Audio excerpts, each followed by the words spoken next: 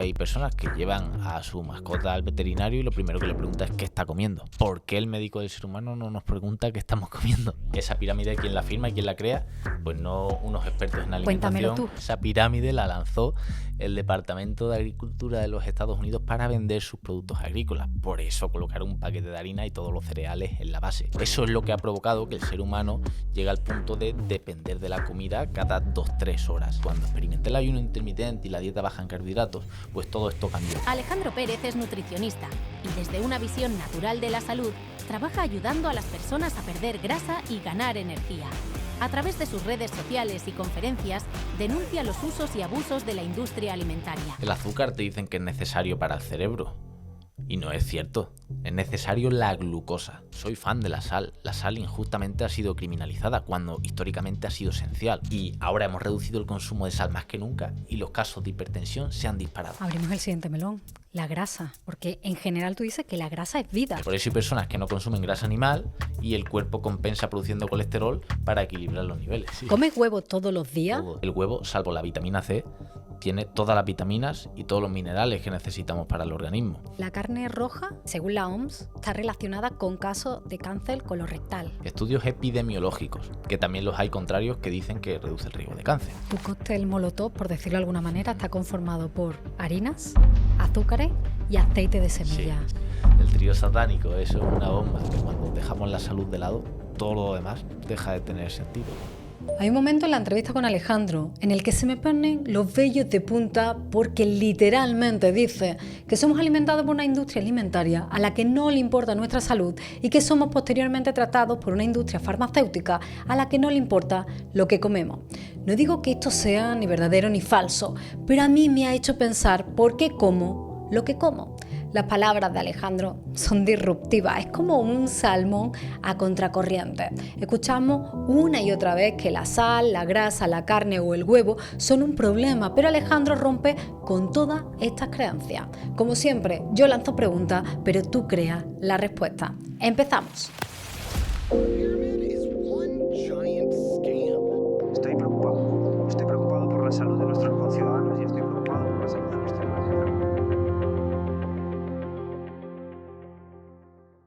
¿Sabías que el estrés, dormir mal y la falta de concentración son los problemas más comunes que aparecen en los comentarios de este podcast? Hemos hablado de soluciones a estos problemas ya en varios episodios. Pero nuestro patrocinador de hoy, B-Levels, tiene un complemento ideal para que todo lo que compartimos en Tiene Sentido tenga un impacto mayor en tu salud. Es este suplemento B-Calm. El propio Alejandro durante la entrevista lo considera un suplemento que debería tomar todo el mundo casi de forma generalizada. ¿Y qué lo hace tan especial? B-Calm incluye ashwagandha patentada que equilibra el estrés y mejora los sistemas nervioso, inmunológico y metabólico. Y si a eso le suman la combinación de ginkgo biloba y rodiola que mejora el estado de ánimo y mejora el equilibrio emocional, y que también contiene L-teanina, glicina y reishi con propiedades relajantes y adaptógenos que reducen el estrés y la ansiedad, todo esto convierte a B-Calm en el aliado perfecto para que el estrés no arruine tu día ni tu descanso. Consíguelo ahora con un 5% de descuento usando el código Tiene Sentido a través del enlace que está en la descripción o escaneando el QR en pantalla. Y ahora comencemos con la entrevista y en ella entenderá por qué lo recomienda Alejandro.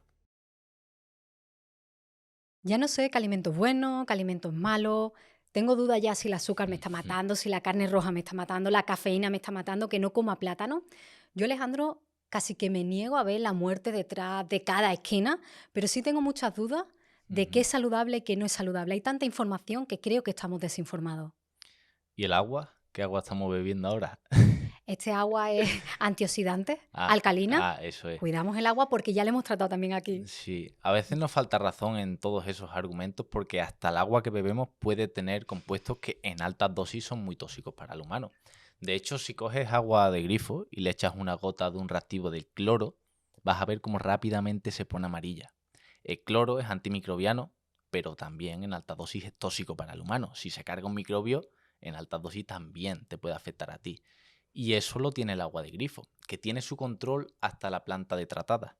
Y luego recorre kilómetros y kilómetros de tuberías que liberan plomo, metales pesados y otras sustancias tóxicas que cualquier fontanero te puede afirmar, que ha quitado tuberías y ha visto lo que tiene. Eso lo estamos metiendo al organismo. Y a veces nos falta razón cuando se habla del agua, de los alimentos y de todas estas cosas y se mete un poquito de miedo al respecto, porque es verdad, eso es real. Cuando pasas el agua por un filtro, ves que se limpia el cloro, esos metales pesados, y ese es el agua que deberíamos beber. Lo mismo sucede con el pan, con harina refinada, con el gluten, con azúcar, que entras al supermercado y hasta las papillas de los más pequeños, que se recomiendan para los primeros años de vida, están cargadas de azúcar, jarabe de glucosa como primer ingrediente y aceites de semillas refinados que se someten a múltiples etapas de refinamiento para ser blanqueado y coloreado, que tienen un exceso de omega 6 que inflama el organismo. Y así tendríamos una lista de alimentos sin parar que afectan al cuerpo humano. Y esa es la realidad, lo debemos de asumir. Ahora bien, yo siempre digo que todo lo que escuchas no es un hecho, es una opinión. Y cada maestrillo tiene su librillo. Entonces vas a escuchar en alguno, que de hecho aquí creo que en este podcast ha estado algún doctor que habla de una vía más de vegetales, de más bajo en grasa y demás, y vas a escuchar a otros nutricionistas como yo que hablan de una vía pues más alta en grasas saludables, en productos de origen animal. Entonces yo le digo a la gente que autoexperimente y que pruebe. A Roma se puede llegar por muchos caminos. Hay poblaciones que llevan una alimentación basada en vegetales y no tienen problemas de salud, y otras poblaciones que son prácticamente carnívoras y tampoco tienen. Entonces no va a haber solo una vía. Lo que hay que hacer, y le recomiendo a la gente, es autoexperimentar, leer a todo el mundo, probar en tu cuerpo, probar tus sensaciones y quedarte con el tipo de alimentación que a ti en particular te funciona. Pues vamos a abrir hoy tu librillo, porque en tu caso, si no me equivoco, comes 2 veces al día. Efectivamente. ¿Te expones regularmente al frío? Sí, ¿Comes huevos todos los días? todo. ¿Hemos sido engañados? Lo ¿O que no hay qué que hacer. hay en tu librillo? Lo que dicen que no hay que hacer es lo que yo hago. ¿Qué es lo que tú haces? Cuéntame. Sí, yo hago ayuno intermitente. Normalmente, si estudiamos la fisiología humana, nos damos cuenta de que no somos un rumiante y no somos una vaca que tiene 5 estómagos para estar todo el día comiendo pasto y haciendo la digestión. El ser humano ha llegado aquí porque ha podido recortar el tamaño del tracto digestivo, obtener energía de la grasa animal para tener un cerebro grande. El cerebro de la vaca, por contra, es muy pequeño. No pueden mantener un órgano tan grande como el cerebro, que consume tanta energía, con un tracto digestivo tan grande. Entonces nosotros tenemos un pH estomacal similar al de los carroñeros, diseñados para digerir proteína animal, para que con esa acidez acabemos con los parásitos que pueda haber en la carne, que evolutivamente se ha comido también cruda, poco cocinada. Hoy día también la podemos comer así porque mantiene más sus propiedades. Y así asimilar los nutrientes que tiene la carne. Entonces, dado el tracto digestivo que tiene el ser humano, yo soy partidario de ayunar, porque al igual que cuando quieres reparar una carretera, pues cortas el tráfico. Cuando quieres reparar un tracto digestivo, debes de vez en cuando cortar la digestión de alimentos para que éste descanse, se repare y se promuevan mecanismos que han sido galardonados con Nobel, como la autofagia, que es un proceso donde el cuerpo se limpia de proteínas aberrantes, células defectuosas y desechos que ha acumulado. Entonces yo comienzo el día con ayuno intermitente, donde solo bebo líquido, café, podemos hablar más adelante de ello, agua de mar para mineralizarme, con agua con gas a veces que alterno con agua filtrada, con jarras de filtración o procesos de ósmosis inversa, y solo me alimento pues de minerales, agua y café por la mañana. Y luego hago 2 ingestas contundentes, más ricas en grasa, de esa que te dicen que te taponan las arterias y demás, proteínas de alto valor biológico, de origen animal normalmente, habitualmente carne roja, de esa que te dicen que da cáncer y demás, y acompaño con vegetales y grasas saludables, aguacate, aceitunas, aceite de oliva y demás. Y luego por la noche pues tiro más de otra proteína animal tipo pescado para el consumo de omega 3 y demás, de lo cual también podemos hablar, vegetales salteados y demás. En definitiva, una alimentación basada en grasas y proteínas y vegetales de alta densidad nutricional. ¿Qué beneficio encuentras tú en tu cuerpo, en tu vida, este tipo de dieta? Pues yo acabé en este tipo de dieta porque, aun siendo joven y deportista y teniendo un porcentaje graso bajo y siendo relativamente saludable, tenía glucodependencia. ¿Qué es eso de la glucodependencia? Pues yo me despertaba con el hambre de una vaca y necesitaba comer carbohidratos para ir a estudiar, porque si no, no tenía energía, no podía realizar las actividades diarias con el estómago vacío. Dependía de la comida cada 3 horas. El hambre llamaba a la puerta continuamente y tenía esa adicción por el dulce, aunque sea de alimentos saludables como la fruta y demás, necesitaba yo meter dulce al cuerpo, ¿no? Tenía ese antojo de carbohidratos y si quitaba los carbohidratos me dolía la cabeza. Y digo, esto no es normal. Me puse a investigar. Y di con esto del ayuno intermitente, de la alimentación baja en carbohidratos, y me di cuenta que el cuerpo humano, en cuanto a porcentaje graso, puede almacenar en una persona delgada más de 60.000 calorías en forma de grasa. Sin embargo, el glucógeno, que viene del carbohidrato, no tiene más de 2.000 calorías. El almacén es limitado. ¿Qué hemos hecho nosotros al darle carbohidrato al cuerpo cada 2-3 horas? Depender de la vía de glucógeno, de tal manera que en cuanto he producido un pico de glucosa en sangre y este cae, el cuerpo me pide otra vez comer carbohidratos. Sin embargo, cuando yo reduzco el consumo de carbohidratos y priorizo las grasas y la proteína y el ayuno intermitente, mi cuerpo pasa a funcionar con la grasa, cuyo depósito es ilimitado. Y la energía se mantiene mucho más constante por el día. No tienes ese sueño tras comer que pasa cuando te metes una comilona repleta de carbohidratos, o incluso cuando desayunas esos cereales azucarados que dicen para el crecimiento, que tienen sellos de asociaciones médicas y te vas a trabajar como dormido y bostezando y acabas de dormir, ¿no? Eso no sucede cuando uno basa en grasas y proteínas la alimentación. Ahí fue cuando me di cuenta. ¿Fue primero hacerte dietista o primero tuviste esta inquietud por la alimentación? ¿Por qué me está pasando esto? Fue a la vez que estudiaba, porque los estudios reglados en nutrición, tanto en los grados superiores como en la universidad, que he podido experimentar ambos, están un poquito desactualizados. Depende del profesor, pero por norma general tiran a lo antiguo, a aquella pirámide nutricional que sitúa en la base todos los carbohidratos que hay, hasta un paquete de harina.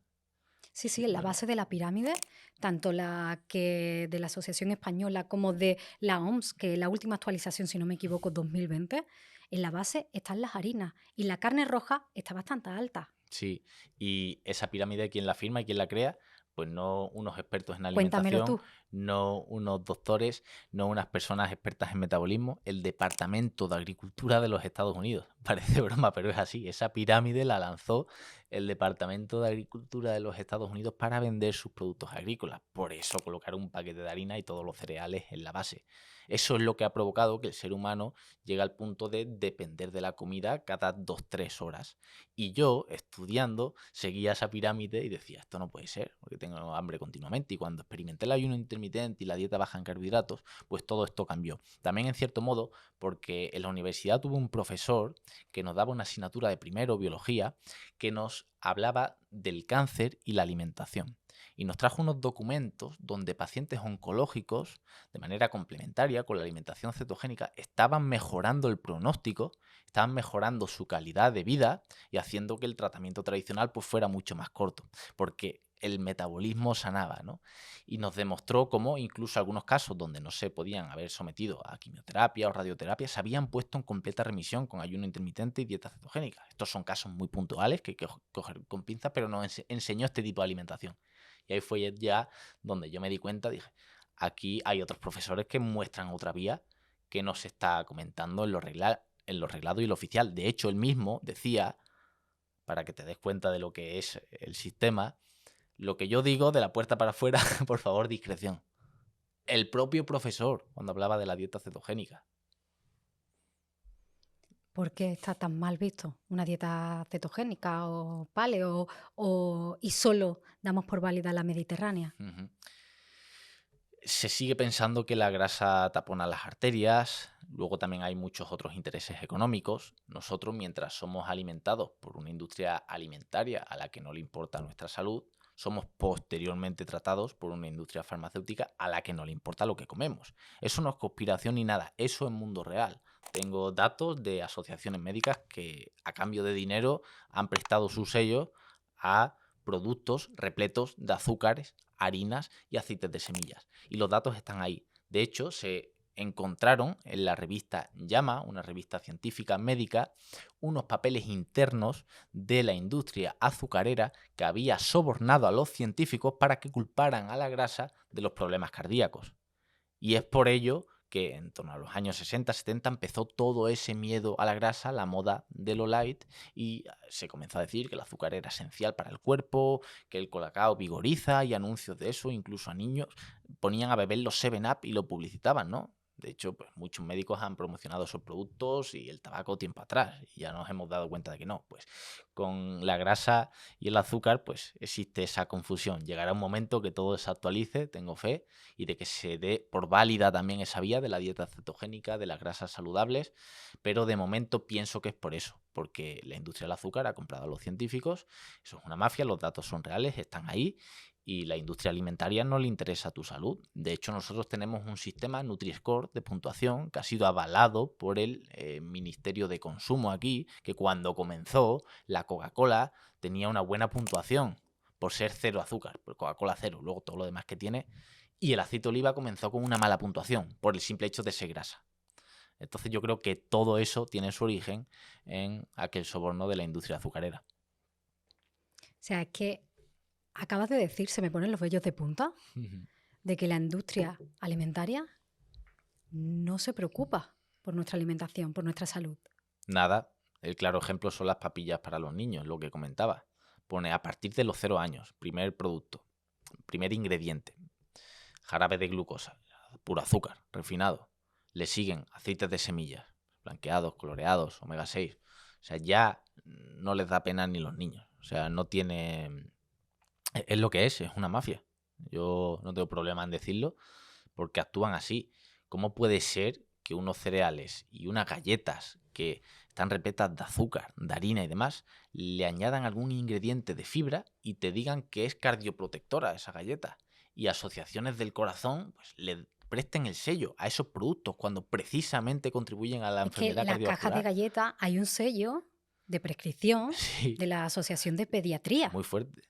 Galletas y de asociaciones del corazón. Creo que hay una foto de una sociedad de arteriosclerosis con Donut firmando algún contrato. O sea, esto es verídico, esto es real, esto está ahí, esto está en el mercado y lo podemos comprobar por nosotros mismos. Yo he visto en tus redes, también en tus conferencias, que dices que nos han mentido sobre el azúcar. Ya lo estás trayendo aquí, ¿no? Nos han mentido con la sal, con la grasa. ¿Qué te parece si vamos cada uno de estos bloques de alimentos y entendemos por qué nos han mentido y podemos al menos dar un poquito de luz o al menos tu perspectiva sobre cada uno de ellos? Perfecto. Empezamos por el azúcar, que ha salido mismo. Ya. El azúcar te dicen que es necesario para el cerebro y no es cierto. Es necesario la glucosa. Y la glucosa la produce tu hígado. No necesitas consumir un mínimo de carbohidratos. De hecho, tenemos estudios con gráficos que comparan el cerebro de una persona humana, cómo funciona cuando se alimenta a base de carbohidratos, donde el 100% de la energía que obtienen las neuronas es de glucosa, y cuando quitan el carbohidrato y se someten a una dieta cetogénica, ese 100 de glucosa pasa a ser un 30, y el resto de cuerpos cetónicos que obtenemos a partir de la grasa, que son un combustible alternativo para las neuronas, que encima se ha visto que es neuroprotector y que podría proteger de enfermedades neurodegenerativas, incluso en pacientes con Alzheimer ya se ha visto en estudios que mejoran el rendimiento cognitivo. Por tanto, eso de que el azúcar es esencial para el cerebro es completamente falso. Y si yo le quiero dar carbohidratos a mi cuerpo que sea de fuentes saludables, como pueden ser los tubérculos, la patata, el boniato, como puede ser la fruta de temporada, la miel cruda sin refinar, los vegetales, la verdura, que sea de fuentes naturales el azúcar y no un azúcar que obtenemos de un refinamiento enorme donde lo juntamos con harina y con un aceite y crea una bomba súper adictiva para el cuerpo humano.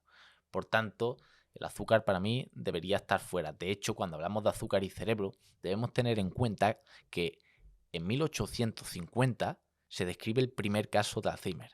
August Deter sufría delirios, alucinaciones, pérdidas de memoria. No tuvimos noticias hasta 1980, donde ya se empezaron a reportar los primeros casos de Alzheimer. Pues en 2007, reportados, sin contar algunos que no están diagnosticados, ya teníamos cerca de 20 millones. En 2021 ya eran más de 40 y el pronóstico para 2040 es más de 70 millones de pacientes de Alzheimer. Enfermedad que se le llama, por los investigadores, no lo digo yo, la diabetes tipo 3, por la estrecha por la estrecha ligación que tiene con la diabetes tipo 2 mal gestionada. ¿Por qué? Porque en pacientes de Alzheimer encontramos hiperglucemia, exceso de azúcar en sangre, una glicación en las neuronas, exceso de insulina, que es la hormona que metaboliza el azúcar, y todas esas cualidades que se ven en el descontrol de la diabetes. Por tanto, decir que el azúcar es necesario para el cerebro no solo es mentira, sino que puede engañar a la población y enfermarla, como estamos viendo en estos casos de enfermedades neurodegenerativas. Pero es verdad que han encontrado un ingrediente que estimula al ser humano y que el que toma azúcar quiere más azúcar. Es decir, el cuerpo te engaña y te pide más. ¿Qué le damos al cuerpo? Ya nos has dicho algunos elementos, pero para quitarnos también esa dependencia del azúcar, porque ya la tenemos. Sí, es una droga y me sube el azúcar en la sangre, me aumenta la dopamina, me encuentro muy feliz, pero en cuanto me baja, el cuerpo me pide más y más y más y más. De ese ciclo no es fácil salir. De hecho, yo considero que casi todos somos adictos al azúcar, porque aunque lo dejemos de lado, el día que volvemos a tomar un dulce, el cerebro lo flipa y al poco tiempo te vuelve a pedir más. Yo creo que un alcohólico nunca deja de ser alcohólico, pero se puede alejar y no probarlo nunca más. Pero en el momento que recae, está complicado. Nos pasa lo mismo con el azúcar. No dejamos de ser adictos. Una droga, pues, normalizada, como muchas otras. Por tanto, ¿qué hacemos para ir dejando esa adicción? No es fácil. Al principio la transición es lenta. Vamos a ir reduciendo la cantidad. Si le echábamos 3 cucharadas al café, echarle 2, luego 1 y poco a poco acostumbrarnos al sabor natural de los alimentos. Porque claro, ahora tomamos un café solo después de tomarlo con leche y 3 cucharadas de azúcar y nos sabe a rayos porque no hemos adaptado el paladar a ello. Y requiere de una transición de ir reduciendo poco a poco la cantidad de azúcar y recurrir, por ejemplo, a la sal, de la cual ahora hablaremos, porque ayuda a que el resto de alimentos pues, sean más palatables y a cortar un poquito esa adicción, y recurrir a chuches de la naturaleza, pues chocolate de alto porcentaje en cacao, que vaya de 70 en adelante para que poco a poco pasemos del chocolate industrial a otro que tenga mayor contenido de cacao, recurrir a frutas dulces si tenemos un antojo muy dulce, que por lo menos no nos estamos metiendo ese azúcar refinado, y poco a poco ir haciendo una transición hasta ir dejando de lado el azúcar. No es fácil, requiere ayuda de un profesional muchas veces y mucha disciplina y tal, pero ese sería el camino. Aquí ayuda mucho el ejercicio físico, el propio ayuno intermitente que te ayuda a diferenciar el hambre real del emocional, el descanso, la higiene lumínica. Entran en juego muchos factores que cuando vamos incorporando poco a poco nos ayudan a alejarnos del azúcar. Yo hace como 15 años decidí dejar el azúcar, pero dije, venga, voy a dejarlo. Tuve que volver. Claro. Porque, claro, me hice una terapia de choque, del todo a la nada. Y no podía. O sea, tenía una niebla mental que además dije, no voy a tomar azúcar, todos los cafés ya sin azúcar. Tuve que volver porque mi cuerpo estaba tan acostumbrado al azúcar que me sentía muy mal sin tomar azúcar. Después ya lo volví a hacer de forma paulatina y a día de hoy no tomo. Te acostumbras el paladar, claro. Puedo vivir sin azúcar. Pero es verdad que me costó mucho la transición. Sí, no es un proceso fácil. A mí también. Yo aún estudiando nutrición y siendo saludable me costaba dejar pues productos que contienen azúcar. Y entre eso y que los edulcorantes que nos venden y demás no son del todo buenos, pues a veces dejas de lado el azúcar, pero están metiendo otras sustancias que tampoco son buenas, ¿no? Por eso yo digo, la transición que sea a beber el alimento real como es, el café tal cual, la infusión, el té tal cual es, sin añadirle ni siquiera edulcorante. Acostúmbrate al sabor natural de los alimentos. No es fácil, requiere esa transición para que no te pase como a ti, pero poco a poco logramos conseguirlo. Vamos hacia una transición natural del alimento, pero por otro lado le añadimos sal. A ver, cuéntame esto de la sal, porque sé que especialmente eres fan de la sal. Soy fan de la sal. La sal injustamente ha sido criminalizada cuando históricamente ha sido esencial. O cómo conservábamos la carne y el pescado si no es con la salazón. Cómo se intercambiaban esclavos si no era con sal. ¿De dónde viene la palabra salario si no es por la sal? Y ahora hemos reducido el consumo de sal más que nunca y los casos de hipertensión se han disparado. De hecho, yo te digo que a un hipertenso le quitas la sal, le pones una pastilla que tapona el síntoma, no corrige el resto de hábitos y sigue siendo hipertenso. Por tanto, la sal no ha sido la causa. Aquí entramos en la hipertensión en entender que no es por el consumo de sodio. La retención de sodio a nivel renal, que puede subir la presión arterial, es una consecuencia del exceso de azúcares, del exceso de insulina. De hecho, a la hipertensión se la conoce como un estado prediabético o diabético. Entonces, ¿culpamos a la sal de lo que es responsable el azúcar? Completamente. Y vemos en los hipertensos que por el desgaste de las células, por los malos hábitos de las mitocondrias, que son centrales energéticas que están dentro de las células, las arterias se van volviendo menos flexibles, mucho más rígidas. Y llega un momento que la oxigenación es necesaria para el organismo y no llega bien a los tejidos por un deterioro mitocondrial a nivel tisular de las arterias. Y por tanto, cuando el cuerpo necesita que llegue oxígeno al cerebro, hace un mecanismo compensatorio donde la arteria aumenta la presión para que llegue el oxígeno al cerebro. Si yo tengo una manguera que no echa suficiente agua y aprieto así la manguera, el agua sale más disparada. Si yo necesito que llegue el oxígeno a mi cerebro, la arteria aumenta la presión arterial. Y es un mecanismo compensatorio de la falta de oxigenación de los tejidos por los malos hábitos de vida, entre los cuales entra el exceso de azúcar, harinas y procesados. ¿Cuánta sal le echas tú a un plato? Yo ya no cuento la cantidad porque me he adaptado a ello, pero yo le echo Házmelo bastante. con la mano, lo voy describiendo yo para quienes nos escuchen y no nos vean, pero no es una cucharadita. No. Dímelo en cucharadas. Bueno, pues recién despertado bebo agua de mar, que es todo sodio, que tiene bastante cantidad de sodio, unos 50-100 mililitros al vaso de agua ya filtrada o a un vaso de agua con gas, para mineralizar el agua, porque por error pensamos que el mejor agua es el de mineralización muy débil. Grave error. Salvo casos clínicos muy puntuales, el cuerpo necesita esos minerales y si estamos tomando agua desmineralizada no nos estamos hidratando correctamente, porque la hidratación no es solo agua, es agua combinado con minerales. Por tanto, echo agua de mar por la mañana, 50-100 mililitros, y si he entrenado también por la tarde. Y luego, cuando no dispongo de agua de mar, pues cojo una cucharadita tamaño café y le echo la sal al agua normal y la mineralizo de esa manera. Y luego al plato de comida, pues bastante, que quede bien por encima la sal. La sal, el sodio, yo no lo puedo producir. El azúcar sí. Si no como azúcar no pasa nada, pero si no consumo sodio tengo un problema a largo plazo. Por tanto, algo tan natural como es dejar evaporar el agua de mar no puede ser tan malo para el organismo. Entonces tomas todos los días agua con sal del mar. Sí, todos los días, por la mañana y cuando entreno también por la tarde, para remineralizarme. Porque son los minerales que mi cuerpo necesita. El agua de mar contiene todos los minerales esenciales, tiene más de 70 oligoelementos, sodio, yodo, potasio, magnesio, litio, minerales que necesitamos para no caer enfermos y que no estamos aportando del agua de grifo y embotellada que está completamente desmineralizada. ¿Qué relación existe entre la ingesta del sal y los despertares nocturnos para ir al baño? Mucha, porque la gente por temor a la sal deja de consumir sal. Algunos toman diuréticos para bajar la presión arterial y eso ya es la bomba para ir al baño por la noche. Por eso a personas que se despiertan a orinar, cuando les recomiendo aumentar la cantidad de sal por la noche, ya o se despiertan mucho menos o no se despiertan, porque nos ayuda a retener ese agua. Por eso a veces hay que tener cuidado, tomando diuréticos y no aportando sal, puedo tener un problema. Hay personas que han tenido problemas cardíacos en maratones de largas distancias donde solo aportaban agua y no aportaban minerales. Y directamente el corazón estalla. Han tenido problemas, ha habido muertes por ello.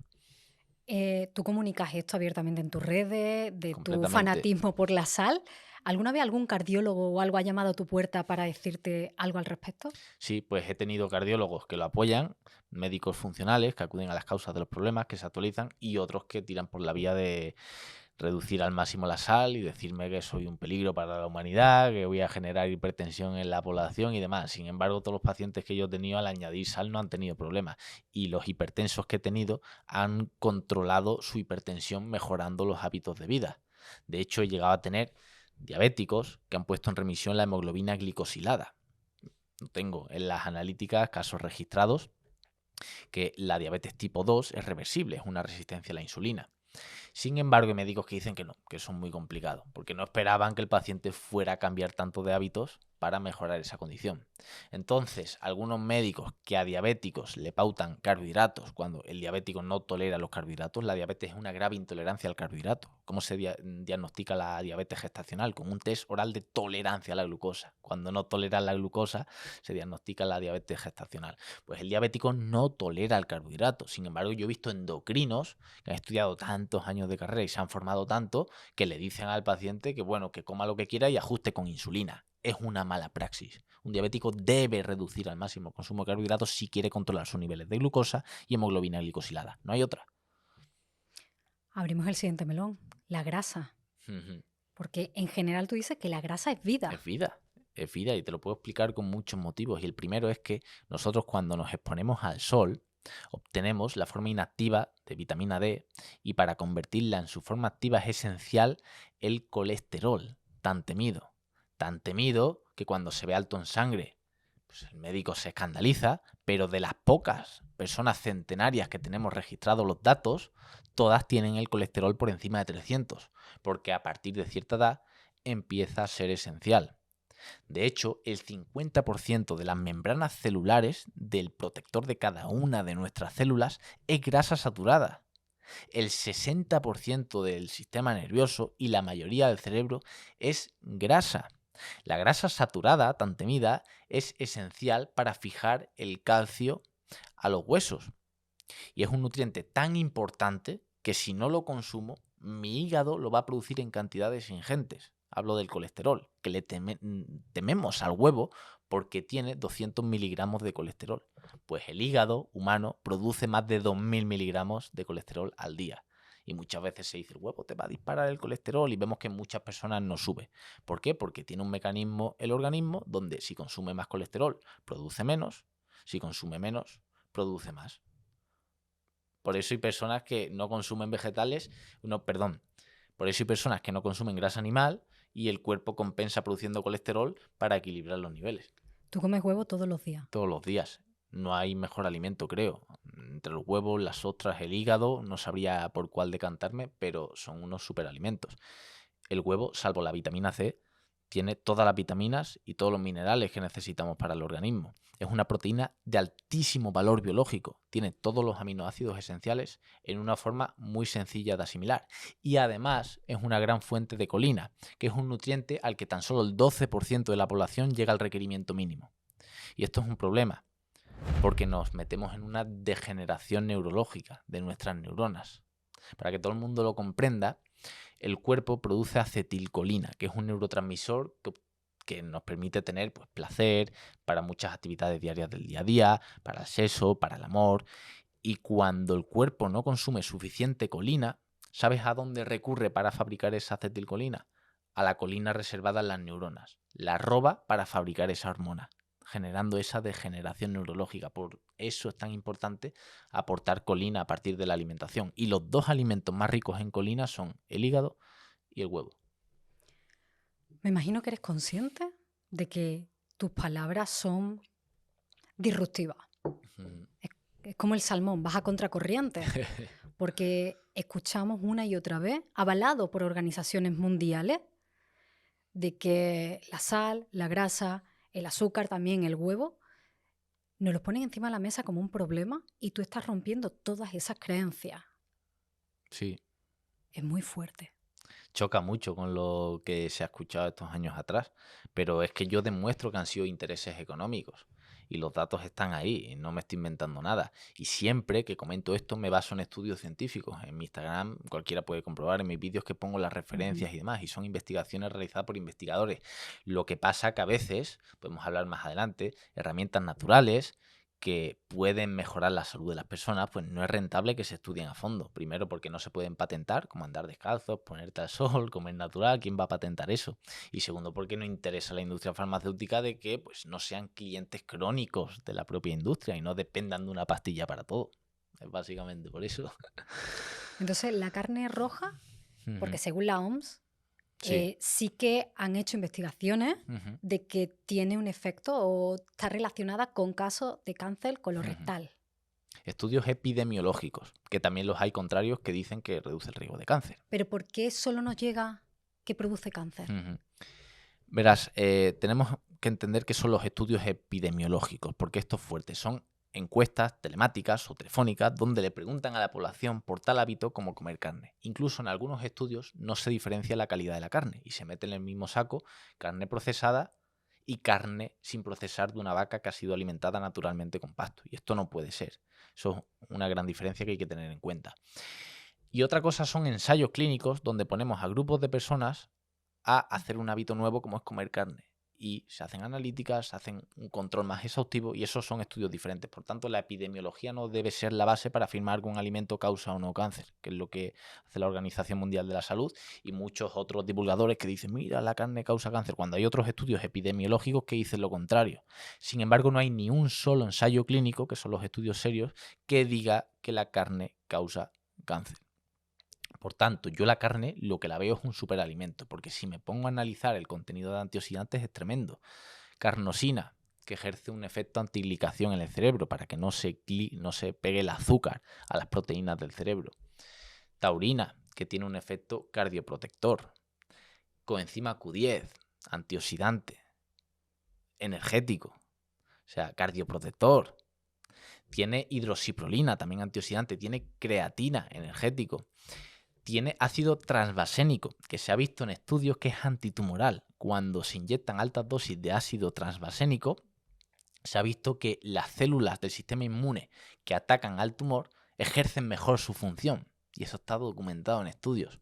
Y además es una proteína de alto valor biológico también, con todos sus aminoácidos esenciales, fácil de asimilar, que nos nutre, nos repara. Por tanto, yo la carne la veo un superalimento, contrario a lo que dicen.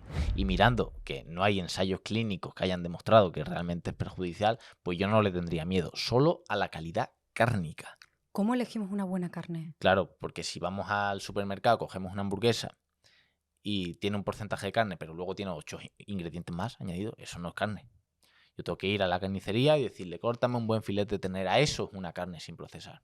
Y si la vaca ha sido alimentada de pasto al aire libre y tal, mejor. Es más cara, pero es mejor porque es ganadería regenerativa, donde pues la vaca come del terreno y con las heces le devuelve al terreno los nutrientes que ha cogido de él.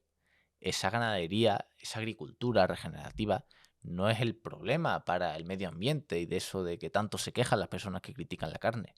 Critiquen a aquellos que están haciendo la ganadería intensiva y la agricultura intensiva, no a la regenerativa. ¿Habría que demonizar y evangelizar algunos alimentos? ¿Cuál sería como esos superalimentos que tú, según tus estudios, tenemos que tener en nuestra dieta y cuáles tenemos que sacarlos inevitablemente? A ver, yo soy fan de los alimentos de origen animal por su alta densidad nutricional. La densidad nutricional es la cantidad de micronutrientes que tiene un alimento por cantidad de gramos, de cantidad o de calorías.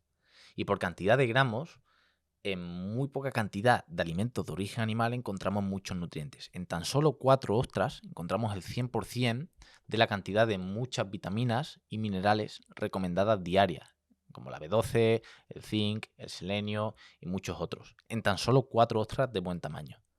Sin embargo, para obtener ese requerimiento a partir de espinacas, habría que comer toneladas y toneladas. Por tanto, yo soy partidario del huevo, que como he explicado es muy alto en nutrientes.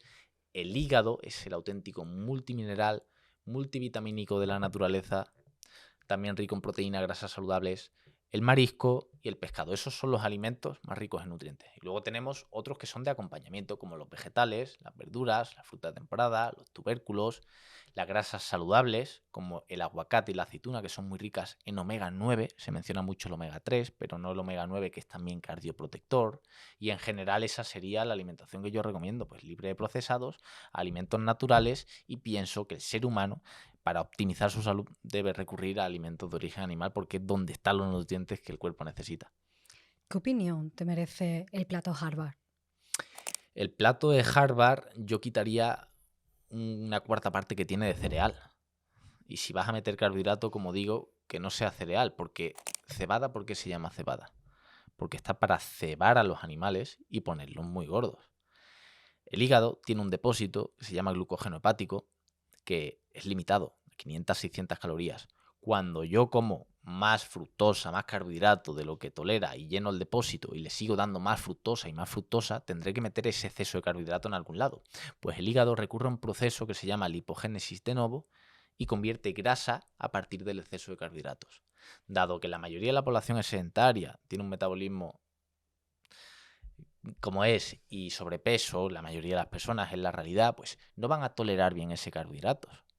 Por tanto, mi opinión es eliminar esa parte de cereal, meter más proteína, más grasas saludables y en caso de meter carbohidrato que sea, pues como digo, tubérculo, fruta de temporada y tal, pero no no excedernos con el carbohidrato y con los cereales. Y creo que en el plato de Harvard, lo tienes ahí para comprobarlo, en parte de grasas pone aceite de colza en la parte de los aceites, además Sí. de oliva.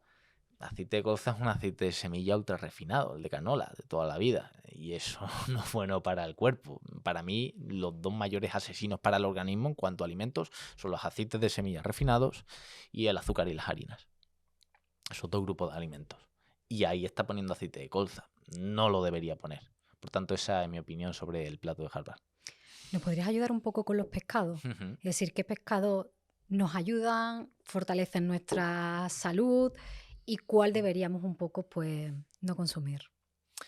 El pescado es un alimento controversial porque se está tratando el tema de los metales pesados. Y seguro que lo has escuchado. Cuidado con el salmón, cuidado con el atún, que tiene mucho mercurio.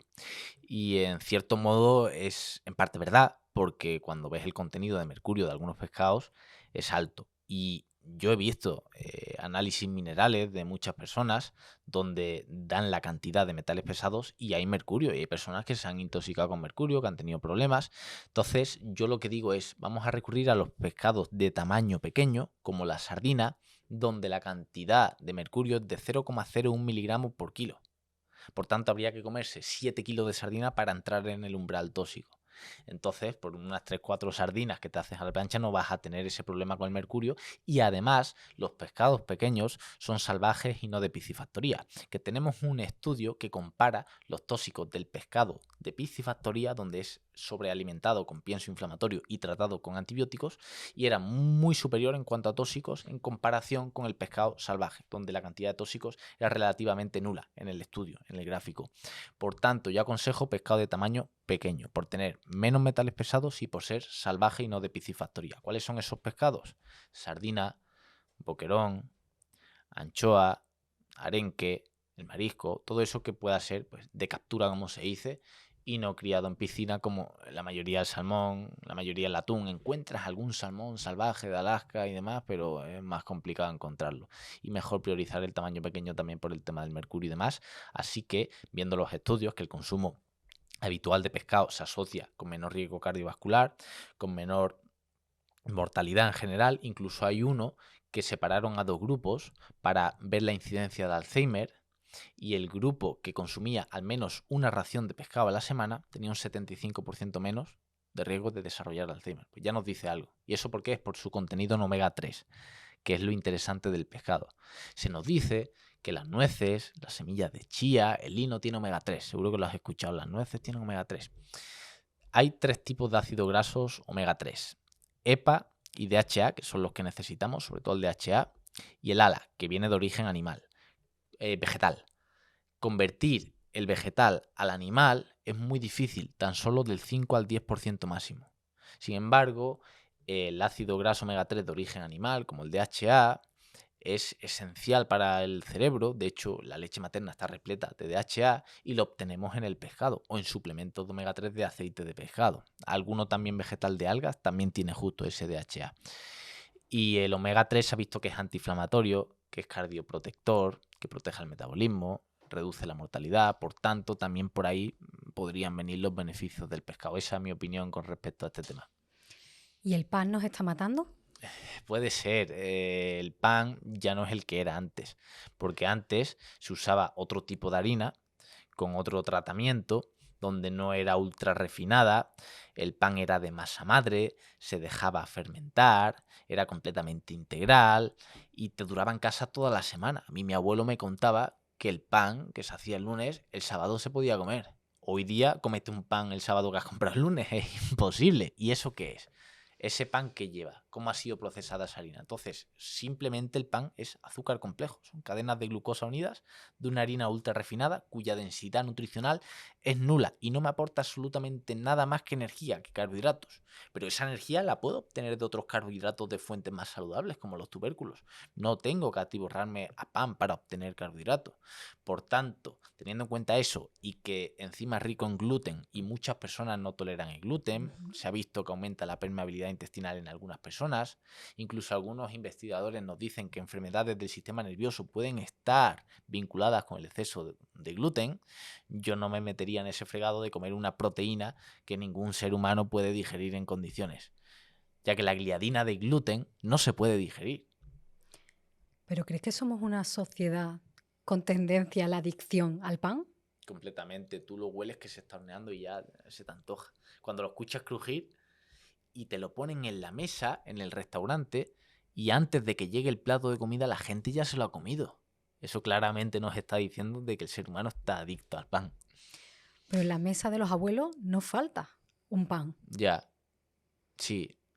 Es una de las cosas que más me cuesta quitarle a mi abuelo. No puede comer sin pan. Toda la vida ha estado con Mi pan. abuela no puede comer No sin puede. pan. Y además el pan tiene una cosa, y es que cuando consumimos el pan, la hidrólisis de gluten, la digestión de ese gluten, estimula en el cerebro los mismos receptores que la morfina, dando ese bienestar y ese placer que te da cuando comes el pan. Entonces estamos en el mismo punto del azúcar y de las drogas. Es completamente adictivo. No se lo pueden quitar de encima. ¿Son adictivos también los cereales? Porque es verdad que a los niños les encanta. Nos han informado de cereal en general, pero ahora también nos está matando los cereales.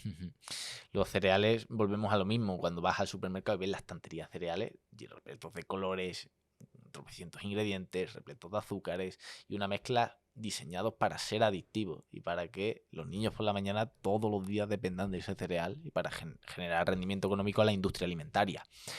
A que un cereal sin refinar, como la avena, no te la puedes tomar sola porque eso está asqueroso.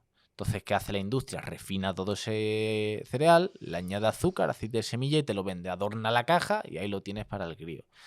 ¿Y cómo se toma la gente la avena entonces si está así de mala? Pues añadiéndole sirope de arce o de ágave, azúcar o miel, un plátano troceado, un poquito de chocolate o cacao puro y tal, y te haces ahí un mejunje de carbohidratos que no necesitas tanto para ir a trabajar a la oficina, por ejemplo, o para irte a estudiar. Y ese es el problema que tenemos un poco con los cereales, que comer el cereal puro tal cual es complicado. Y dado que evolutivamente no hemos consumido muchos cereales, nuestros ancestros pues no han tenido acceso a tanto como lo que tenemos hoy día, no es para mí un alimento base. O sea, pirámide está equivocada y no debe ser la base de la alimentación del ser humano. ¿Hay alguna relación entre el consumo de cereales y, por ejemplo, una inflamación intestinal? Claro, porque muchos cereales tienen gluten o proteínas similares difíciles de digerir. Y en este caso se ha visto que aumenta los niveles de zonulina y por un proceso pues promueve la permeabilidad intestinal. ¿Qué es eso de la permeabilidad intestinal? Pues son microperforaciones que tenemos a nivel intestinal que pueden permitir el acceso de algunas sustancias que no queremos al torrente sanguíneo. Y cuando pasan esas sustancias al torrente sanguíneo, se ha visto que el sistema inmune las ataca, las quiere eliminar. Y se puede revolucionar y a largo plazo acabar el sistema inmune atacando a nuestros propios órganos, como por ejemplo al páncreas y generar una diabetes tipo 1 o a la tiroides y generar tiroiditis de Hashimoto o así con cualquier otra enfermedad autoinmune. Y puede haber tenido su origen en una permeabilidad intestinal que viene de lo que estamos consumiendo que no deberíamos. Y si nos paramos en la leche de vaca, bebidas vegetales, Sí. o ahí también tenemos Bien, ha otro dicho problema. bebidas vegetales y no leche, que le llaman leche de almendra y no es leche. No, porque yo consumo bebida vegetal Eso y sí. leo el packaging Eso sí. y ya no, o sea, le llamábamos leche, pero en todas pone bebida Es que vegetal. bebida, no le puedes llamar leche. Yo me siento mejor tomando bebida y no leche. Sí, ¿no? El problema que tenemos con la leche de vaca, por un lado, es que las vacas lecheras suelen ser más mal alimentadas, no son las que están libremente tomando pasto y demás. Las vacas lecheras sí que reciben peor tratamiento, peor estilo de vida, peor alimentación. Y luego es una leche que está ultra pasteurizada, cuando de toda la vida la hemos tomado cruda. Nosotros la leche que tomamos del pecho recién nacido es cruda, no te piensas que la vamos a pasteurizar. Sería un horror darle una leche pasteurizada a un crío, porque al pasteurizar la leche humana como de vaca, como de cualquier otro animal, cabra o oveja, estamos haciendo que pierda las enzimas que facilitan su posterior digestión y muchos otros nutrientes. Y por tanto, nos tomamos esa leche pasteurizada y nos hincha el estómago, nos da digestiones pesadas, en muchas personas dolor abdominal, en personas que no son ni siquiera intolerantes a la lactosa, que no es la lactosa, es la leche en sí ultra pasteurizada. Cuando hablamos de la lactosa sí hablamos de intolerancia, pero cuando no eres intolerante a la lactosa y te sienta mal la leche es porque está pasteurizada o es de mala procedencia. Por tanto, yo veo de mayor sentido común tomar la leche cruda como encontramos los quesos en el supermercado. No encontramos queso de cabra de leche cruda o queso de oveja de leche cruda. ¿Por qué no se comercializa leche cruda como se vendía antiguamente? ¿Por qué? Pues por un lado está el miedo que tiene también la población de que no se puede tomar así porque te vas a infectar de alguna bacteria y demás. Y por otro lado, pues por sobreproducción de la industria alimentaria, entiendo, normativas, en fin, no sé la razón exacta, pero no se comercializa. Y esa leche cruda no ha perdido las enzimas, no ha perdido los minerales y hay gente que no tolera la pasteurizada y toma la cruda y le sienta bien la leche. En multitud de personas lo he visto. Y en cuanto a lácteos, pues es más recomendable recurrir a los de cabra o oveja porque suelen tener mejor vida y suelen estar criados al aire libre, comiendo pasto y además tienen actividad física para quemar ciertas toxinas que hayan podido acumular.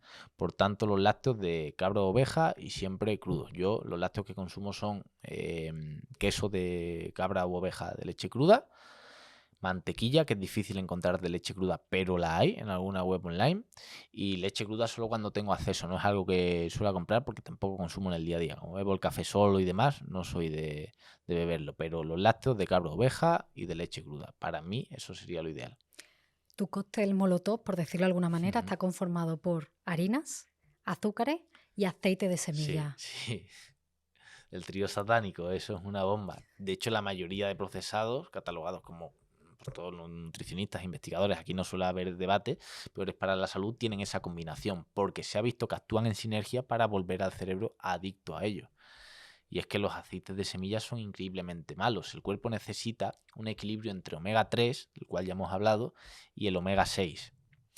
Ambos son necesarios en su justa medida. El exceso de uno desbalancea el ratio. ¿Qué sucede con la mayoría de la población? Que debería tener el ratio en 1,1, 1 gramo de omega 3 por cada gramo de omega 6, y la media de la población europea es de 1,15 a 1,24 a favor del omega 6 por el consumo de aceites de semillas ultra refinados, blanqueados, coloreados y todo lo que lleva detrás.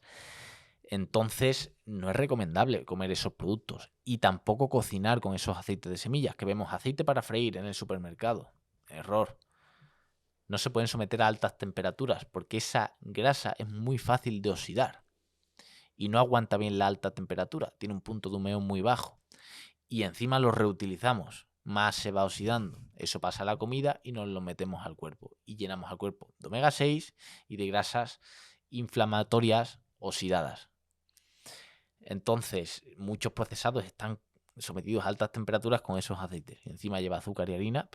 No nos podemos meter nada peor al organismo. ¿Cómo haces la cesta de la compra? Yo me voy al mercado, porque el supermercado te recorre muchos pasillos donde no puedes coger casi nada. Yo tengo la suerte de vivir en una mini ciudad que tiene un supermercado donde los pescadores llevan el pescado completamente fresco. Y en cuanto a proteínas, pues me voy a la carnicería. También tengo colaboración en Instagram con un carnicero que tiene carne 100% de pasto, de ganadería regenerativa, y obtengo de ahí la carne de calidad sin procesar. Me voy a por el pescado fresco, salvaje, de tamaño pequeño, como he dicho, para que tenga un menor contenido en metales pesados y esas toxinas que tiene el otro pescado que es de piscifactoría y de mayor tamaño. Y huevos ecológicos, merece la pena pagar esa diferencia de precio que hay entre el huevo industrial al huevo ecológico, porque al menos la gallina ha sido criada en libertad y tiene más omega 3 y tiene un mejor perfil nutricional, ácido linoleico conjugado, que es anticancerígeno y otros nutrientes que no tiene el huevo industrial. Y me voy a por órganos también en la carnicería, hígado, corazón, seso, mollejas, toda esa casquería que ha perdido, que yo recuerdo que mi abuelo y mi abuela me cocinaban y que, pues, por ejemplo, mi padre un poco más, pero a mi madre pues le ha costado mucho comerlo, entonces pues a mí no me preparaba y yo pues lo veía como un poco asqueroso, pero hasta que lo empecé a probar y lo he estudiado y me he dado cuenta de la densidad nutricional que tiene, lo he empezado a incorporar también en la compra. El hígado, a quien no le guste, recomiendo dejar un filete de hígado en una leche desnatada para que la grasa no le robe las vitaminas liposolubles toda la noche. Le vas a ver como un filete de ternera. Después lo sacas la leche, lo haces a la plancha y le quita todo el sabor. También se puede macerar, hacer en salteado, en cebollado, hay 1000 formas. Y luego, cubriendo ya la proteína, me voy a los vegetales. Hay épocas que hago una dieta cetogénica más estricta, donde no meto apenas carbohidratos, fruta, tubérculo y eso hay que dejar de lado, solo vegetales de baja carga glucémica, las verduras, todas, están incluidas en dieta cetogénica, y otras temporadas que como más carbohidratos, porque el clima lo da, porque la fruta es local, de temporada, porque tengo acceso a miel cruda e incorporo algo de carbohidratos con los vegetales.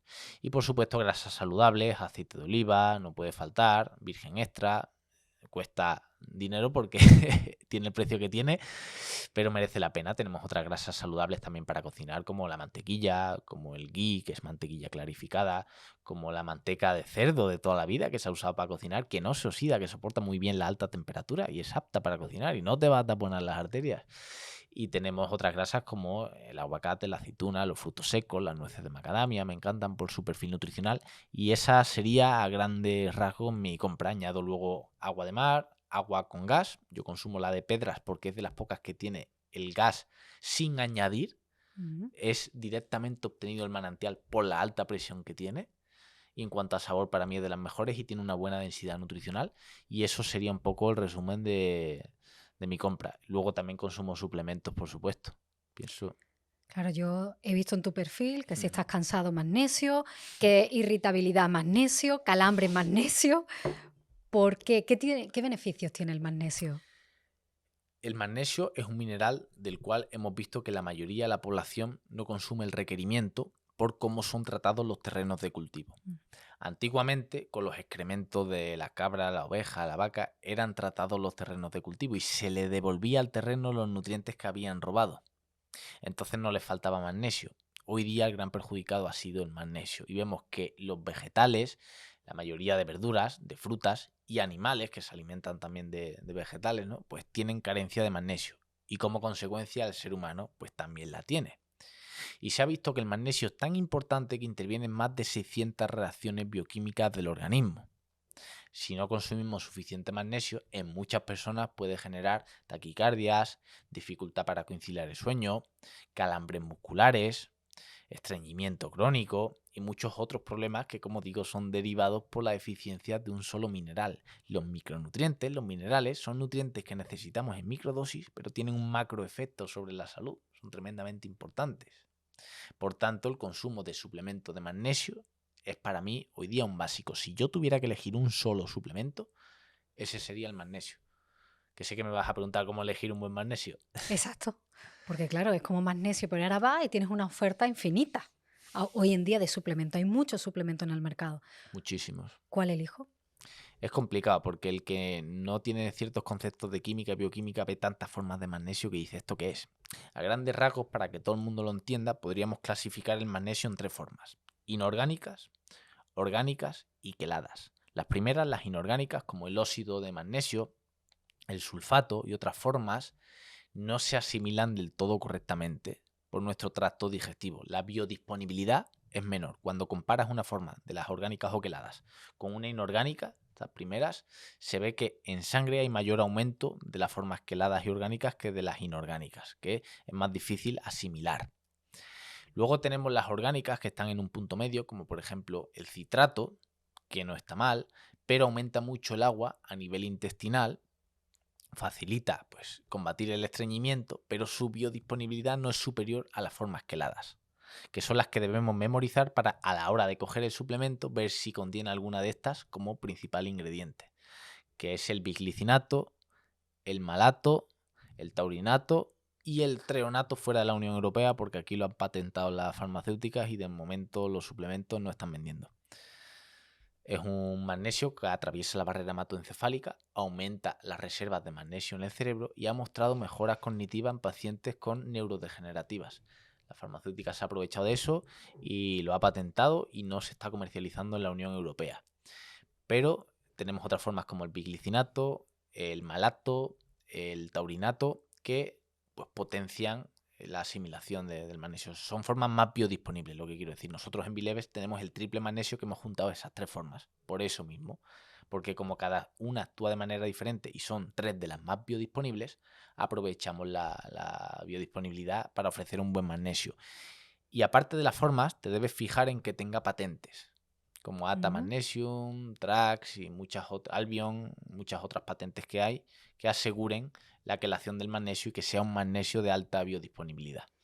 Entiendo que prácticamente es como una necesidad casi generalizada por esa falta de magnesio que hay en nuestro suelo, ¿qué otro suplemento crees que necesita también de forma generalizada la población? Que por supuesto, y aquí lo digo, que cada uno con su especialista vea qué necesita, pero al menos para entender, ¿no? Sí, pues qué tenemos y qué no te he tenemos. traído uno para ti, Bueno, eso está bien. para que veas uno de los que puede ser muy útil hoy día. Yo soy fan de los adaptógenos y las setas medicinales. Nosotros también. Sí, pues durante la Guerra Fría que enfrentaba la Unión Soviética con Estados Unidos, Nikolai Lazarev, un ruso, se recorrió las cordilleras en busca de alimentos o sustancias que mantuvieran a los soldados más fuertes y pudieran soportar el estrés que genera la presión de un conflicto. De tal manera que encontró unas plantas, setas medicinales, que permitían adaptar el sistema nervioso al estrés, de ahí el nombre de adaptógeno, es decir, darte energía cuando estás agotado y calmarte cuando estás súper excitado. El milagro de los adaptógenos. Son hongos medicinales, muy apreciados por muchas culturas de medicina. Y aquí lo que hemos hecho es combinar varios, como la ashwagandha, que tiene una de las potentes, ashwanitur, una de las patentes más potentes del mercado para facilitar su asimilación. Tiene rhodiola rosea, tiene reishi y tiene ginkgo biloba. La combinación de varios adaptógenos para que al consumirlo nos calme cuando estamos estresados y nos dé energía cuando el cuerpo lo necesita. Entonces, hoy día, dado los niveles de estrés que tiene la mayoría de la población, entre trabajos, familiares, amistades, problemas que tenemos en el día a día, nos vienen muy bien para que ese estrés no agreda nuestro sistema nervioso. ¿Pero eso es suplemento con adaptógenos? Esto es un suplemento que tiene la combinación de esos adaptógenos que he mencionado. Vale. El reishi, la ashwagandha, rhodiola. Yo es que lo tomo en el ginkgo biloba. café. Nosotros en casa, en el Claro, café, tenéis en tomamos... polvo. También tengo yo en polvo. De hecho, he visto unos estudios. Hay un suplemento de una marca que se llama Naturemost. No colaboro con ellos, pero tienen un muy buen suplemento que es la combinación de varios hongos medicinales que se han sometido a ensayos clínicos en pacientes oncológicos y han mejorado la calidad de vida y reducido la toxicidad del tratamiento tan agresivo de quimioterapia, radioterapia y demás que tiene el cáncer. Que es una de las quejas que hacemos siempre los sanitarios, ¿no? Es una enfermedad donde el tratamiento es muy invasivo y las herramientas naturales que nos ayudarían a mejorarlo, a mejorar el pronóstico y la calidad de vida del paciente, no se están incorporando. Que ahí iría el tercer suplemento, que es la vitamina C. ¿Sabes que hay pacientes oncológicos a los que se les aplica vitamina C intravenosa y mejoran la calidad de vida, mejoran el pronóstico? Nosotros sabemos que la célula tumoral consume glucosa, fermenta azúcar. Y el azúcar, la glucosa y la vitamina C tienen la misma estructura. Ambos son una exosa y compiten por absorción celular. De tal manera que se ha visto que la célula cancerígena puede confundir la vitamina C con la glucosa, consumir vitamina C, y esta es citotóxica y letal para las células tumorales. Y se está viendo mejoras en pacientes oncológicos. ¿Qué es lo bueno? Que no tienes efectos adversos, porque es una vitamina hidrosoluble. El exceso lo orinamos o lo eliminamos.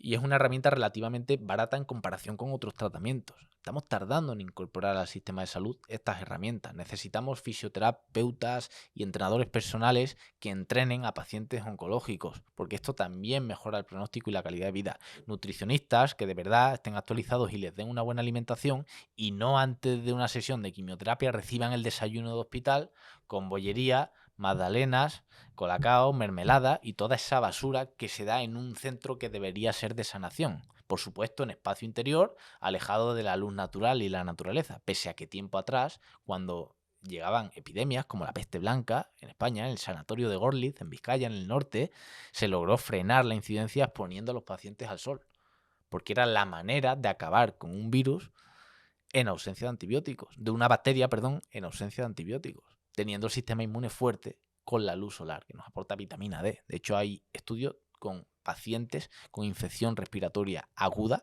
súper grave, donde a un grupo se le suplementó con vitamina D y a otro no. Del grupo suplementado, tan solo 2% acabó en la UCI, del otro el 90%. Y ese estudio fue hecho aquí en Andalucía, además.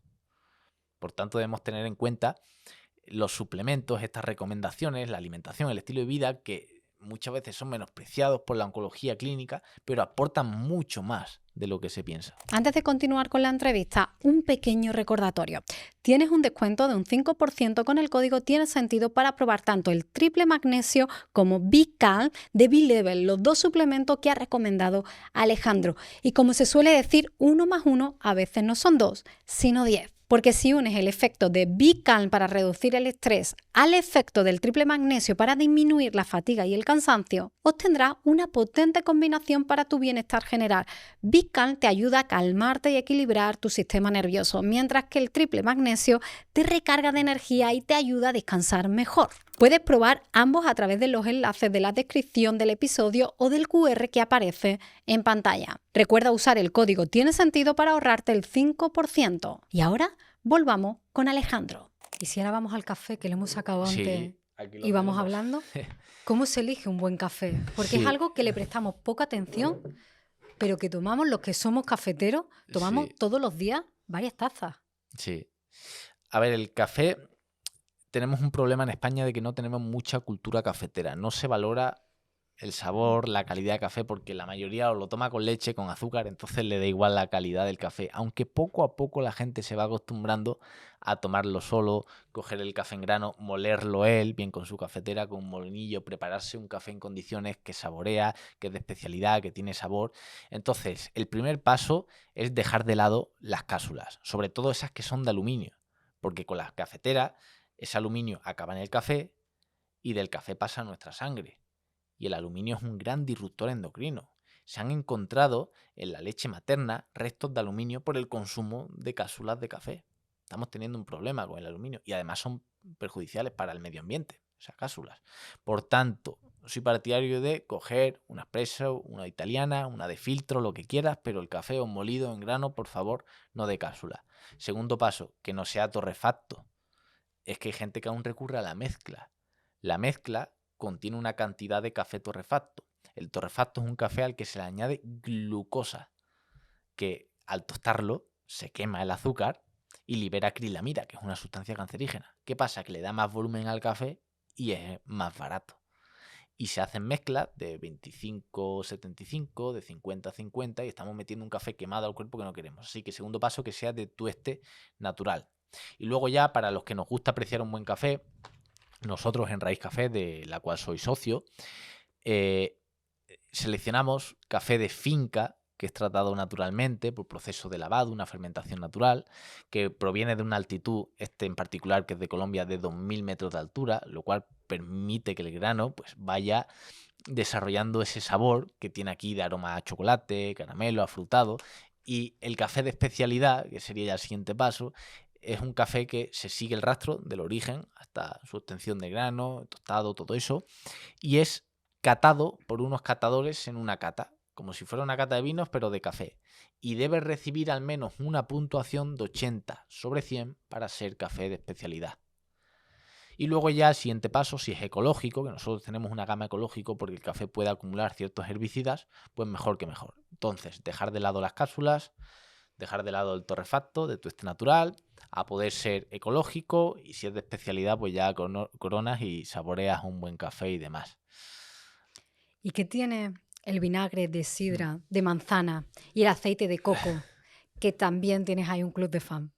Sí, tienen unas propiedades muy interesantes. El aceite de coco, y esto se ha visto también en estudios, tiene grasa de cadena media. Es decir, puede atravesar la barrera hematoencefálica y llegar al cerebro y ser un sustrato energético para las neuronas. Pues a unos pacientes de Alzheimer se les separaron en dos grupos y a unos se les dio esa grasa de cadena media en forma de bebida, en torno a 60 gramos diarios, y a otro no, 30 gramos, perdón, en torno a 30 gramos diarios, y a otro no se le dio nada.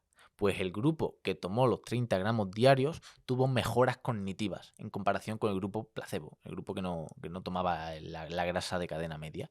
Y eso es por el poder que tiene el aceite de coco. ¿Por qué? Porque no requiere de insulina para entrar en las neuronas. La insulina es la hormona que permite que entre la glucosa en la neurona. ¿Qué hemos dicho del Alzheimer al principio de la entrevista? Que es la diabetes tipo 3. Si no tolero bien el carbohidrato y la insulina, pues tengo que recurrir al combustible alternativo. que se ha visto que muchas neuronas estaban en estado latente, no recibían el combustible. Cuando reciben la grasa empiezan a funcionar como deben. Y esa propiedad del aceite de coco es particular del aceite de coco y de las grasas de cadena media. Y luego tenemos el vinagre de sidra de manzana, también hay mucha gente fan, yo entre ellos, porque dado su contenido en ácido acético, permite que la respuesta de la glucosa en la sangre tras comer carbohidratos, azúcares y dulces sea menor.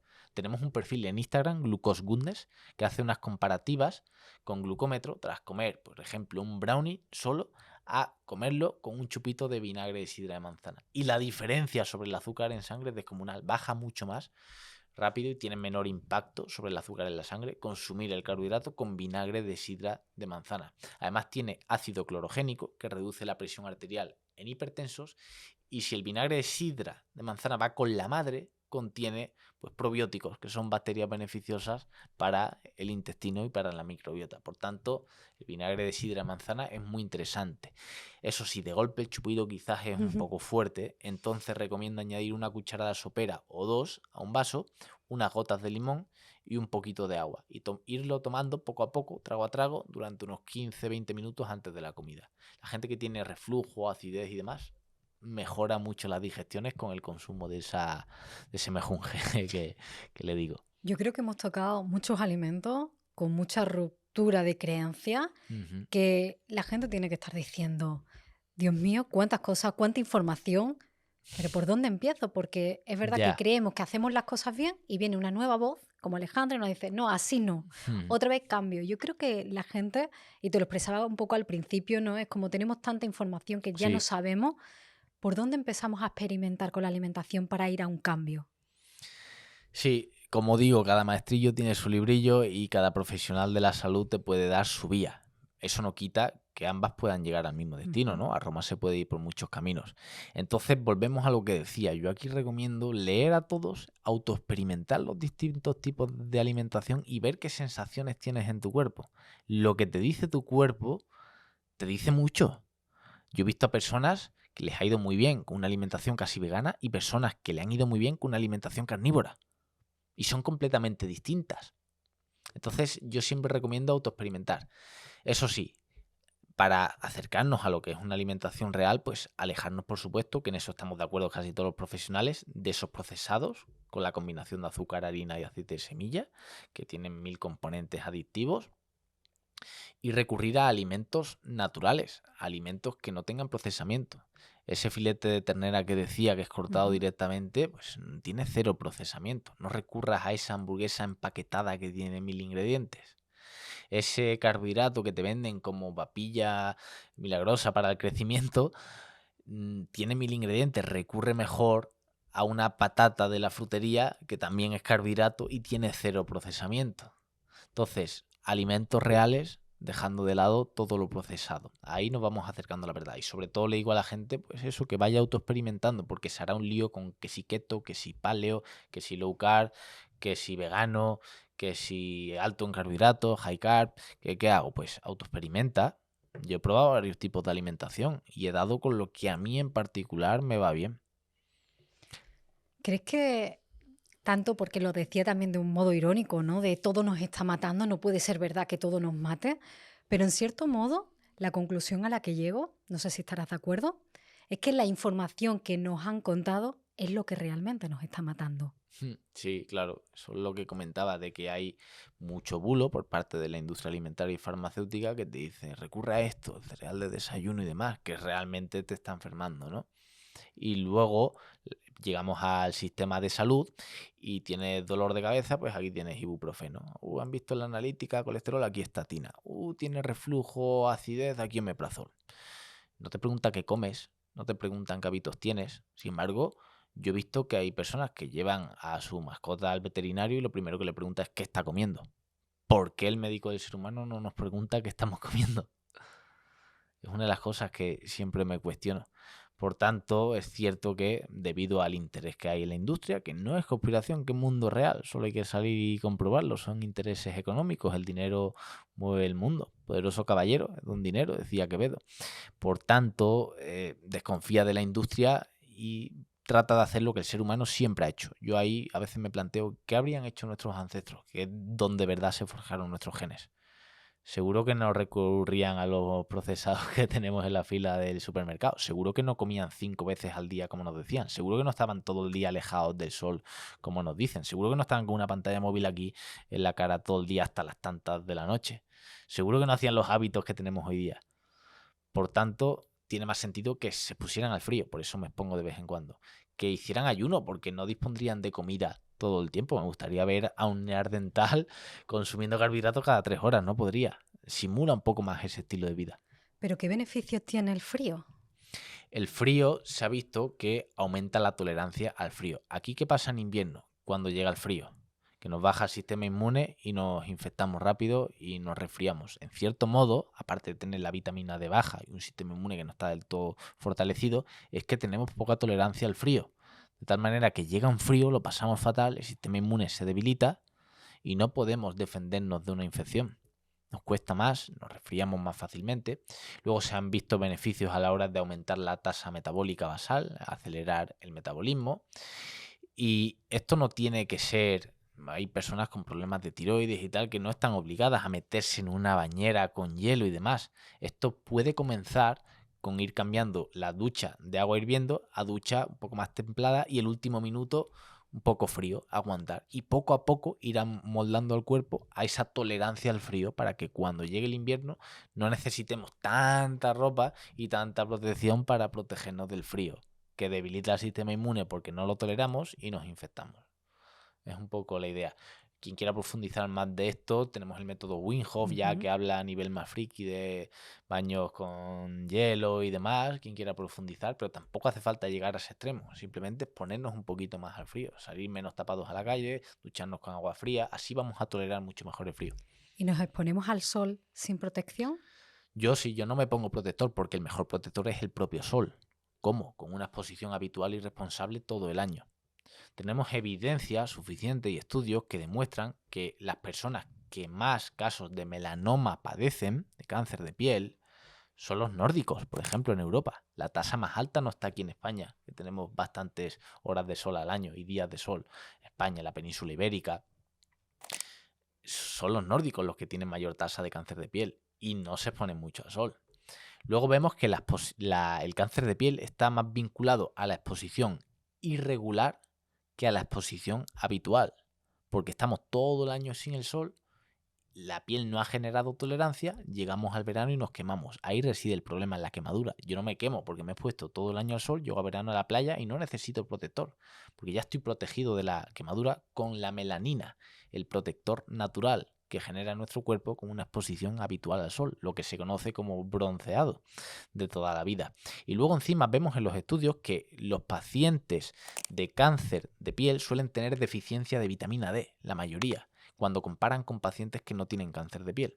Y la vitamina D no la da el sol, por algo será. Entonces el problema del sol es la exposición irregular e irresponsable y no la habitual, y que además nos exponemos solo en horas centrales y no hacemos la exposición correcta, que es el sol del amanecer primero, que prepara la piel para recibir el sol más intenso de mediodía, y el sol del atardecer, que repara la piel del posible daño que haya recibido del sol de mediodía. Es una luz roja e infrarroja que se ha visto por un lado que penetra los tejidos y tiene un papel antiinflamatorio y protector, y además se ha visto que promueve la producción de proteínas de la juventud, como el colágeno y la elastina en la piel. Eso de que el sol envejece es porque no nos exponemos a ese sol, solo al de mediodía y de manera irregular. Ahí es cuando estamos teniendo el problema con el sol. Por tanto, no hay que culpar al sol. El sol no nos está matando la ignorancia y la desinformación. Algo que ha permitido que haya vida, que se ha usado para sanar a pacientes en epidemias, que ha sido motivo de premio Nobel de dermatólogos como Niels Rivers, que curó la tuberculosis cutánea poniendo a los pacientes al sol, que ha sido tan usado por la medicina, pues no puede ser una creación infernal como nos hacen ver y algo tan malo como nos está diciendo el sistema. ¿Qué pasa? Que se venden muchos bloqueadores solares con el tema del cáncer de piel y el sol, y eso interesa a la industria. Y ahí hay que ver los componentes, porque muchos los tienen que retirar porque contienen componentes cancerígenos. Yo muestro en mis redes un estudio clínico donde se aplicaron 4 protectores solares a diversos sujetos del estudio y los niveles de oxibenzona, que es un neurotóxico, se multiplicaban en sangre en niveles muy superiores a los que la FDA establecía como seguros. Y eso al aplicarnos protector solar, que no es un protector, es un bloqueador, que a veces por fuera no nos quemamos, pero por dentro probablemente nos estemos achicharrando. Sin embargo, si yo no uso bloqueador, la piel el cuerpo llega un momento que me dice, para, notas que te vas a quemar y te quitas del sol, el instinto humano y el instinto animal. No verás a un animal que cuando se pasa mucho tiempo al sol se mete en la sombra. Entonces, si me estoy poniendo bloqueador, no voy a recibir esa señal de que me estoy pasando. Lo mismo sucede con las gafas del sol, que el cuerpo no recibe la señal de que es de día y debe hacer las funciones que realiza para protegerse del sol. Altera el ritmo circadiano, nos da mucha oscuridad, no producimos suficiente melatonina. ¿No usas gafas de sol? Yo no uso gafas de sol, no uso. Se pueden usar en momentos puntuales como con el coche cuando te moleste porque pueda ser peligroso o algún momento que haya que usarlas, pero no deberíamos porque altera nuestros biorritmos. La melatonina se conoce como la hormona del sueño y nosotros pensamos que solo se produce de noche, pero también tiene una producción para nada despreciable durante el día en nuestras mitocondrias y en la glándula pineal al recibir la luz solar, que de hecho esa luz solar que recibimos durante el día es lo que permite ajustar nuestro ritmo circadiano y que por la noche tengamos un pico de melatonina y dormamos de manera más profunda y reparadora. Se dice que la mejor manera de obtener una buena noche de sueño es tener un día bien vivido en la playa. Quien no ha tenido ese día bajo el sol y demás, y luego caer rendido por la noche. Es porque hemos optimizado nuestros biorritmos, porque hemos estado al aire libre. Ahora estamos demasiado tiempo en espacios interiores y no producimos suficiente melatonina. Pensábamos que era porque el agua cansa, o eso nos han contado. Y además la melatonina también permite perder grasa, que a la hora de hablar de sobrepeso nos centramos mucho en la alimentación y el ejercicio, que no está nada mal, pero hemos perdido el foco en la higiene lumínica. Y hay un estudio que hace una comparativa donde a un grupo se le da placebo y a otro melatonina. Pues el placebo ganó grasa y perdió masa muscular. Y el de la melatonina lo contrario, perdió mucha más grasa y ganó masa muscular. Por tanto, lo que debemos hacer es tratar de producir esa melatonina de manera natural con la exposición habitual a la luz natural durante el día. ¿Y por qué andas descalzo? Porque es maravilloso, es lo que se conoce como grounding o el earthing, la conexión a tierra. También fue terapéutica siempre. Tenemos estudios donde andar descalzo por naturaleza 20-30 minutos reduce mucho la inflamación, donde vemos el antes y el después. Se ha visto que baja el cortisol nocturno, que reduce la presión arterial en hipertensos, que estabiliza los niveles de azúcar en diabéticos y que tiene muchos beneficios sobre el organismo y sobre todo que no tiene efectos adversos. Estás caminando sobre una zona segura, no contaminada, descalzo, porque no nacemos en zapatos. De hecho, he hecho un estudio casero en Instagram con un polímetro para medir la conductividad y conectaba un polo en la tierra, otro en mi mano, por supuesto, para medir la conductividad de un circuito, que era mi cuerpo y la tierra. Cuando iba en zapatillas, daba 0.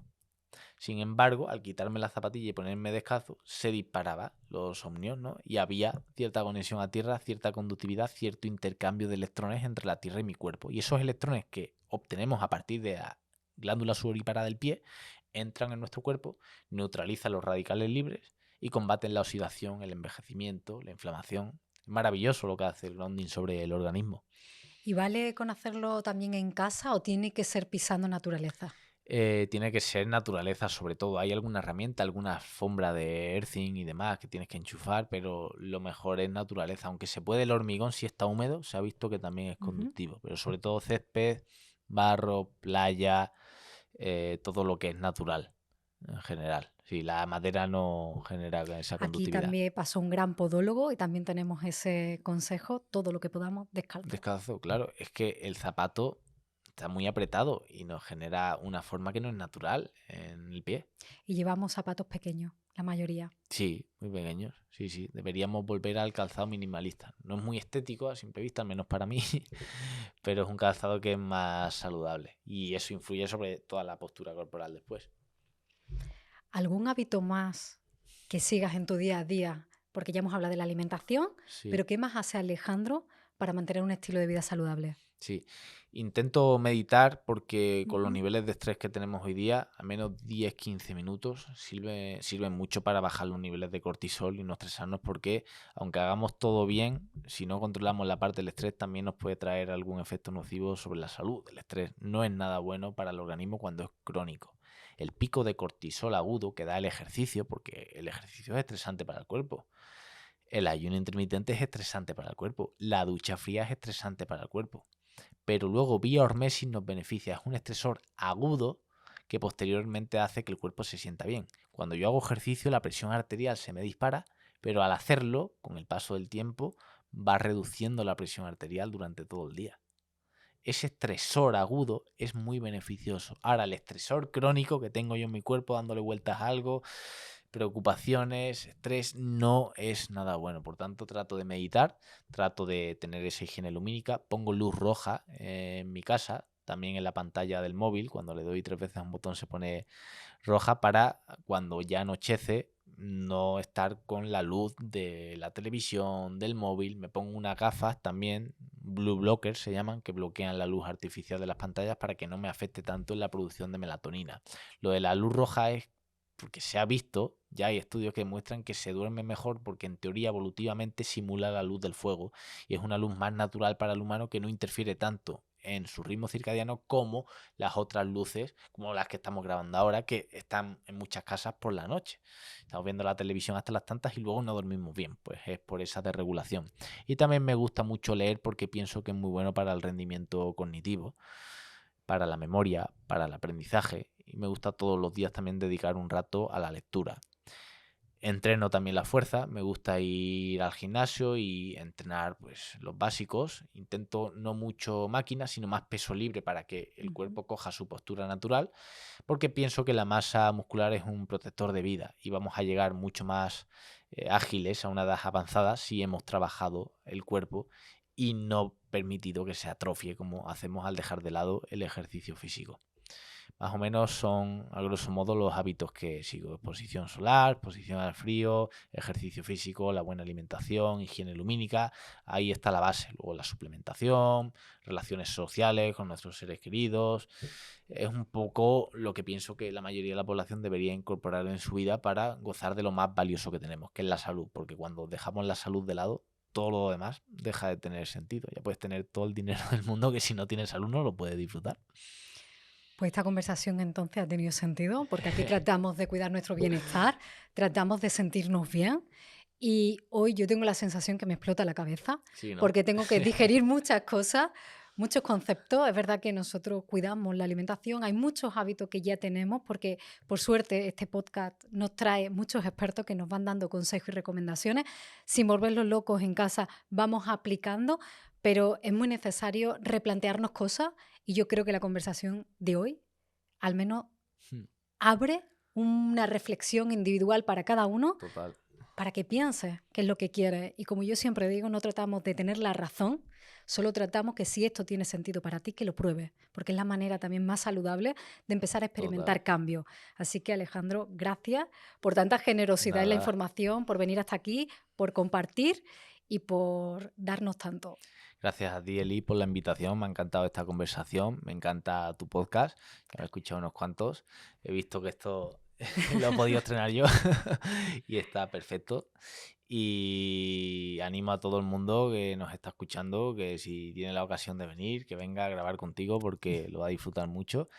Me ha encantado el trato y quería cerrar aquí dedicándole a muchos estudiantes de nutrición, de medicina, de enfermería, de ramas sanitarias, de actividad física, de deporte, que me preguntan mucho por el futuro laboral, que estén tranquilos, que si hacen las cosas bien se acaban consiguiendo las cosas, que tenemos hoy en día la oportunidad de las redes sociales y gracias a eso, tanto aquí como en YouTube, en Instagram, en todos lados, expandir nuestras ideas al mundo y que no tengan miedo, que compartan su contenido, su conocimiento, porque con la salud ayudamos muchísimo a las personas y que no se planteen tanto qué pasa si no lo consigo, sino qué pasaría si realmente lo consigo. Así que ánimo, que la vida es para el que trabaja, el vago no consigue nada y con mucho esfuerzo conseguiréis lo que os propongáis. Así que a todos los estudiantes que me escribís, de que sí tengo prácticas, qué tal, qué hago con el futuro laboral, les quiero mandar eso. Tiene sentido. Gracias, Alejandro. Gracias a ti, Eli.